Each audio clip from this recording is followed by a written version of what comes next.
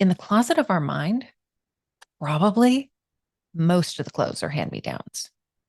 They're things that you've acquired from people in your life, from your parents, from your teachers and professors, from your bosses, from coworkers, from books you've read, from things you've seen on television. Most of the things you think are going to have been acquired elsewhere. Which of those things serve you now? Which of those things did you never even really choose or believe, but somehow they ended up in there anyway? And which of those are you ready to part with and let go of?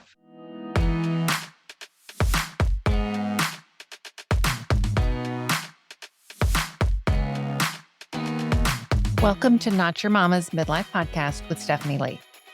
On this show, we're going to talk about the experiences of high-achieving women and men across industries and lifestyles who are at about the midpoint in their career and are no longer satisfied to let life happen to them. Together, we're going to purposely create the second half of our lives by addressing burnout and overwork, by getting clarity on how we're creating the experiences of our lives, including how we're keeping ourselves stuck, by articulating what it is we want for the second half of our lives, and identifying a plan to achieve it.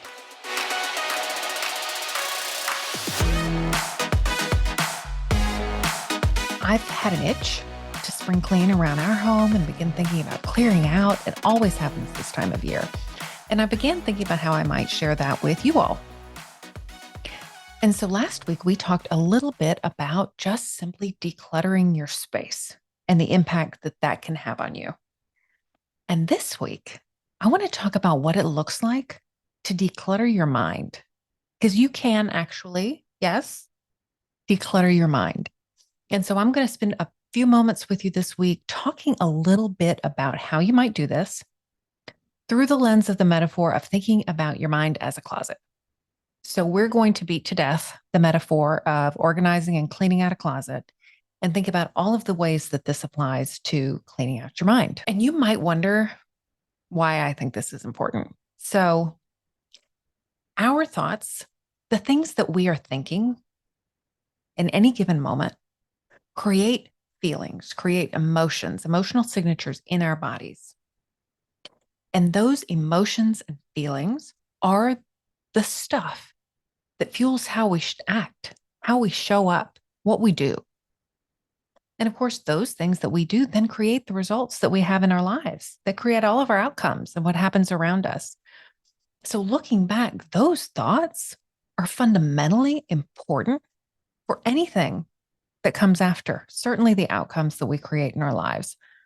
So it makes sense that rather than letting our minds run on default, which of course we all do, because no one told us otherwise, that we would take a director's position, maybe a stylist's position, if we're going to go with our closet's metaphor. We're going to take a stylist position and really decide what is going to be in our mind. How can we organize it in a way that's most effective for us?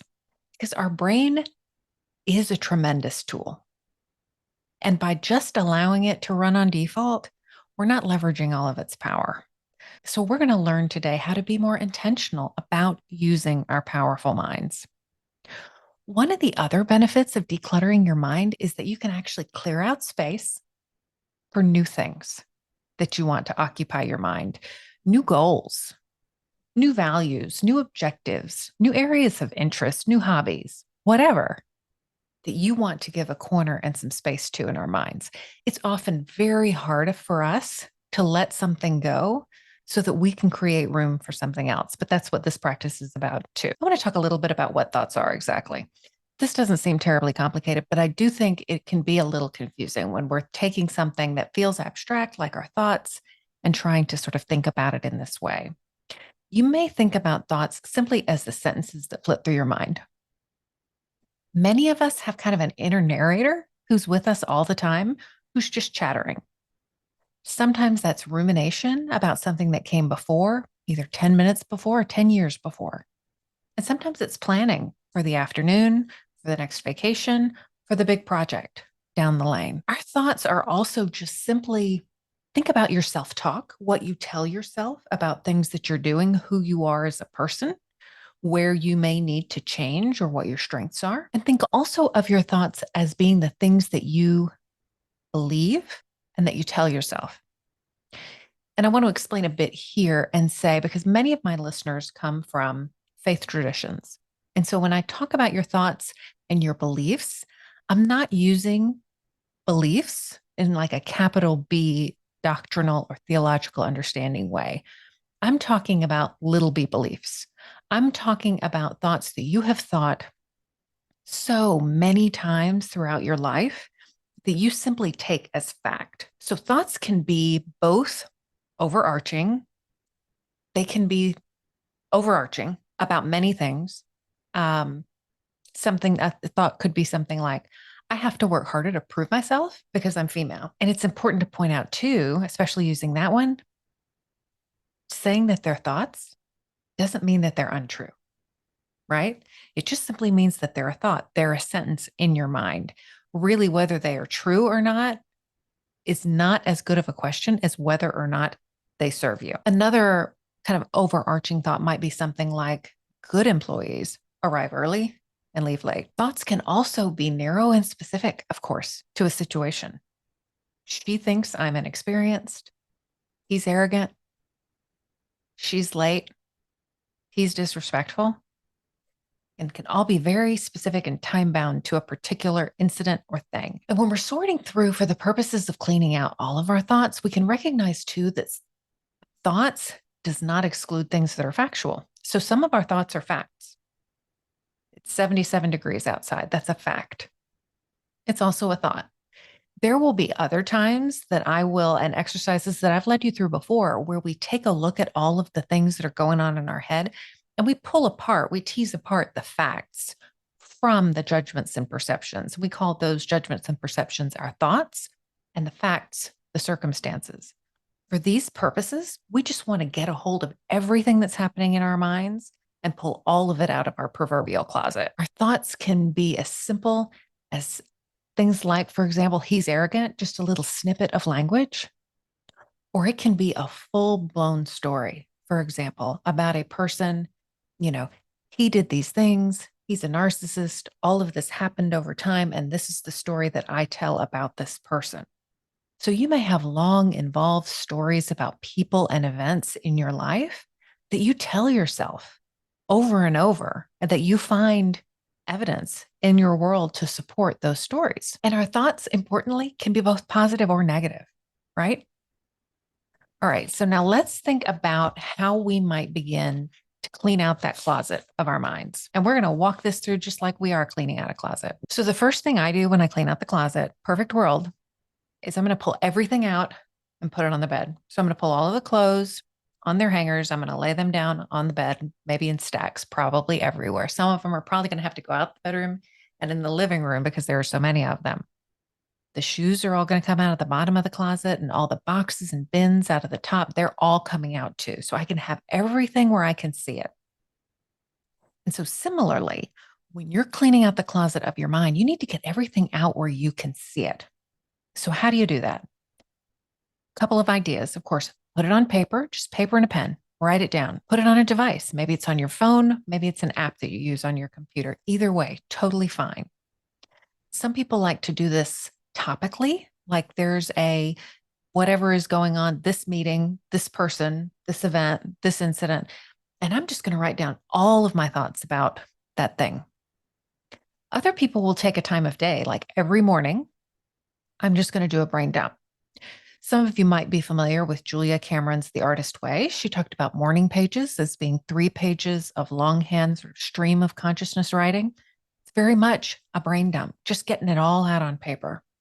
So again, it's whatever works for you. For some people, you're going to want to use questions or prompts, really just to get your juices flowing. So this might be questions such as, what's on my mind today? What am I worried about? What am I looking forward to? What's going well? Again, anything that gets your juices flowing to get those thoughts out on paper. You might find over time that you cultivate or are drawn to a couple of questions that you might want to ask yourself on a daily basis, perhaps to close out the day? What went well? What am I proud of? What are the things I'd like to do differently? Any of these kinds of things can be used to help you create that thought download. And once you've done this, you see what you have, right? If this were your closet, it would give you an opportunity to say, I still have this pair of pants, but actually, I gave away the sweater that goes with them years ago. It'll also give you the opportunity with the thoughts to see where having a thought like, my teenager is really disrespectful. You see that thought there, and you recognize that you actually have a pretty fractious relationship with that teenager. You can see the result that your thought is creating. And you might say, well, wait, no, I have a fractious relationship with my teenager because she's disrespectful, not because I think she's disrespectful. But what I would say is this. So you think the thought, my teenager is disrespectful, and you feel perhaps disrespected. How do you show up when you feel disrespected? Likely it's not in a way that shows respect for her. Likely when you're thinking my teenager is disrespectful, you're showing disrespect for her in your actions as well. And that's then compounding that situation. That doesn't absolve her of behavior that you think is inappropriate for her, but it gives you a picture of how you contribute to the situation. So you've got your thoughts laid out on the bed, your clothes laid out on the bed, and you can see them and you can see the results that they're creating for you. So another example from my own life. So as you all know, I post on social media and I'm looking to create engagement, to create a community. And so if I post and I let myself get real worried about how many likes or comments it's gotten, and let's say it doesn't get enough. So maybe I have a post and there are no likes on it. The circumstance is that nobody has liked my post. And my thought is, they don't like what I'm putting out into the world. And I feel discouraged. I'm less likely to post. I'm certainly less likely to post anything that seems the least bit vulnerable. So then you're not seeing an authentic side of me. I'm probably hiding under the bed, perhaps. I'm thinking about how this isn't going to work, all of those types of things. The results of all of that behavior being, I don't put myself out into the world, right? I stop showing up entirely. And then, of course, I'm not successful. So those are, again, the little tiny thoughts that we want to become aware of. Pull out of the closet, put on the bed. Another way that you might do this, and some of you are just going to simply be wired where this is a far easier way to do it, is to think about what you're feeling. What are the emotions I'm feeling right now? And then ask yourself why you're feeling them. So if you're feeling sad, why am I sad? If you're feeling angry, why am I angry? And those whys are going to be additional thoughts that you can lay out on the bed. So something you're likely to discover when you put these clothes out on the bed, and certainly something I have absolutely always seen when I've literally cleaned out my closet, is there's a pile of items that I wear all the time. That if I'm going to go in my closet and just pick something to throw on or what I'm going to wear to work, whatever, these are just the outfits I gravitate to because they're comfortable. They're not necessarily the best looking clothes I have. They don't necessarily make me show up in the way that I want to. There might be nothing wrong with them at all, but they're the ones I go to all the time just because they're comfortable. In the same way, we have thoughts that we gravitate to, that we repeat literally to ourselves in our minds because they have become comfortable and familiar, not because they necessarily serve us or our goals, but they become like the warm socks of our brain. Things that we find a little bit comforting, right? So going back to my social media example, it might just sort of feel like a warm blanket to say, oh, well, no one likes what I post. We all have seen people do that, watched people sort of indulge those types of habit thoughts. And usually we have some awareness of where we have done that as well. So be mindful of those thoughts as you clean out your mind. So now that we've got everything out where we can see it, we're going to make some choices. What do we want to keep? What do we want to donate? And what do we want to just straight put in the trash? So what are those thoughts that help you to show up in life in the way that you want to. So I've shared this thought with you all before, and it's one that I've recently adopted, but something that I think that serves me well for this season that I'm in right now is it's not all meant to get done. And this it is referring to my to-do list or the things that are asked of me or whatever those obligations are in my head that I think I ought to be doing. And it's a reminder that actually the to-do list will never be done. I might artificially complete a to-do list with checking every box, but the to-do list is never done and it's not meant to be. Part of my job is actually to prioritize what needs to come first and not to simply blindly run myself dry checking the boxes. So that thought serves me. So similarly, you're going to go through the clothes, you're going to pick those outfits, those tops, those pants, those shoes, those purses that serve you and put those back in your closet. You want to hold on to those. And in fact, because you're clearing out and organizing your closet, maybe you even give a little bit more space or prominence to those items that serve you to make them easier to find. You may also take a look for items that don't belong here anymore. So say you're going through your closet and you come across like logo wear from a previous employer. There's no question about whether or not you need to keep it. You don't wear that shirt anymore because you don't work for those people anymore. So similarly, what thoughts are hanging out in your mind that just don't fit your context anymore, that you really don't even have to deliberate about letting go of because they simply no longer make sense for where you are? Another thing to look for is what of your thoughts are hand-me-downs. So now in the closet of our mind, probably most of the clothes are hand-me-downs. They're things that you've acquired from people in your life, from your parents, from your teachers and professors, from your bosses, from coworkers, from books you've read, from things you've seen on television. Most of the things you think are going to have been acquired elsewhere. Which of those things serve you now? Which of those things did you never even really choose or believe, but somehow they ended up in there anyway? And which of those are you ready to part with and let go of? One signal perhaps of a hand-me-down thought is the idea of how something should be. He shouldn't behave this way. Husbands aren't supposed to do this.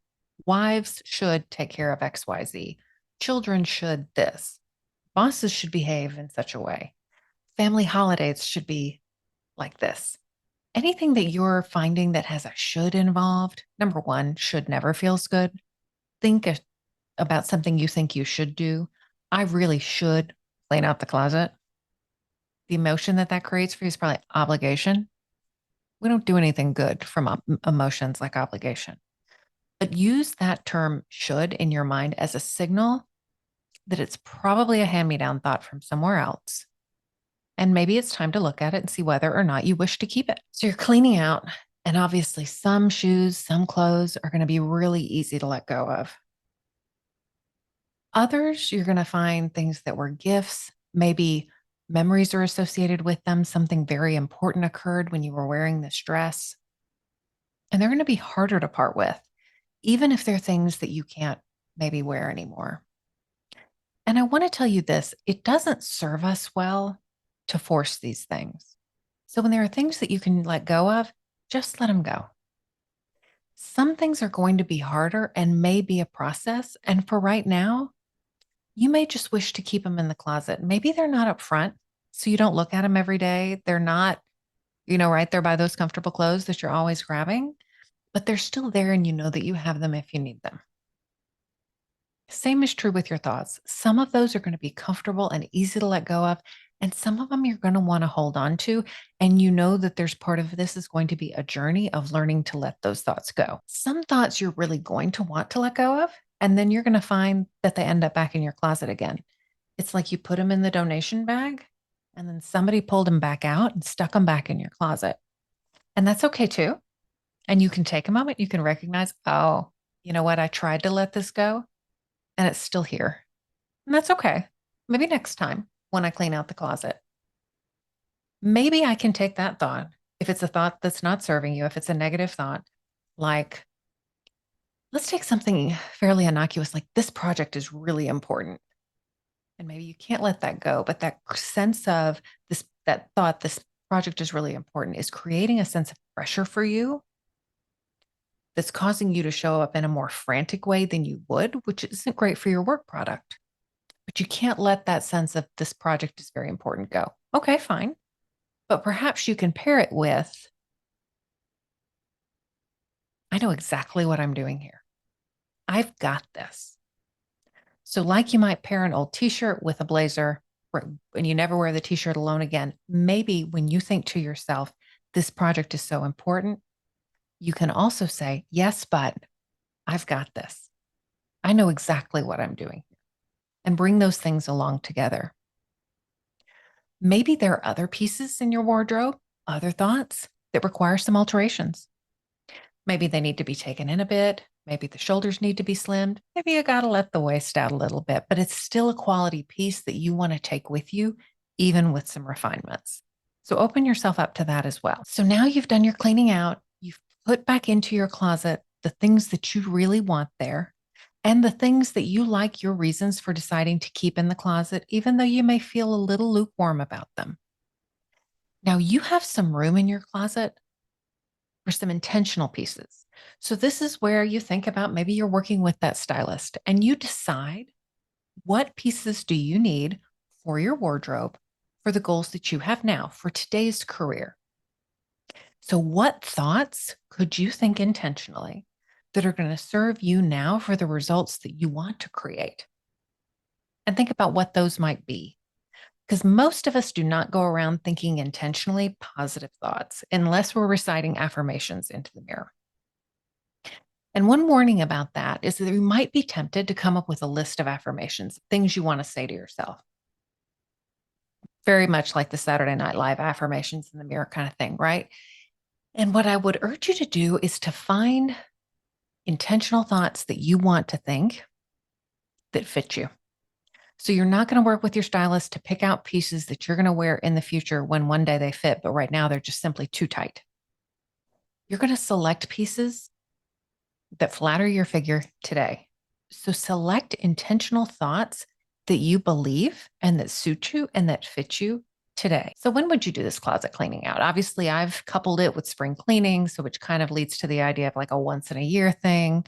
Certainly you could do quarterly or once a season when you clean out your closet. But if we're just thinking about the thought download idea, you might think about doing a daily thought download or even several times a week, just sort of as basic hygiene. You've gotten your closet cleaned out. You've thought about your big picture thoughts and sort of where you want to marshal your mind's resources going forward. And then on a daily basis, maybe you do a little thought download and you do a little clean out. You see what's in there. Okay, I like these thoughts. This is really serving me. You know what? These probably aren't serving me and leading to what I want. What could I do with these? How might I be able to move those along? Maybe those are some keepers. Those need to be donated and these others can just be put in the trash. So that could be something you do daily. I have mentioned elsewhere, I tend to like to do things around New Year's and the beginning of not only New Year's in January, but the beginning of a academic school year to me is a great time for a clean out. My birthday, anniversary, sometimes vacations, especially if it's a vacation that I take routinely, when my husband and I go back to the same resort again and again, I like to sort of recount the things that have happened between those visits. Those are great opportunities to do some clean out.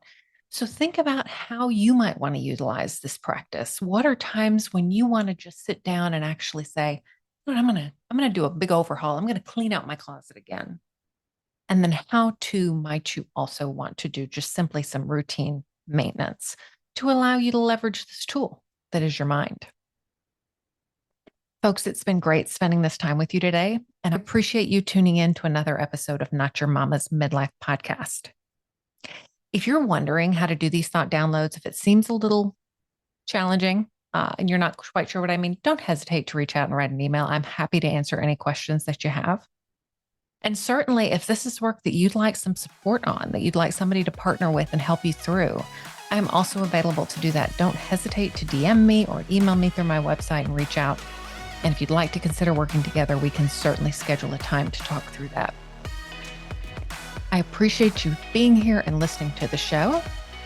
We will be back next week on Apple Podcasts and Spotify and over at YouTube if you prefer video. If you're enjoying this podcast, I would ask if you could pick a specific episode and send it to a friend, something that might suit them from where they are in their current place in life. Thank you so much for being here, and I look forward to chatting with you next week. Bye.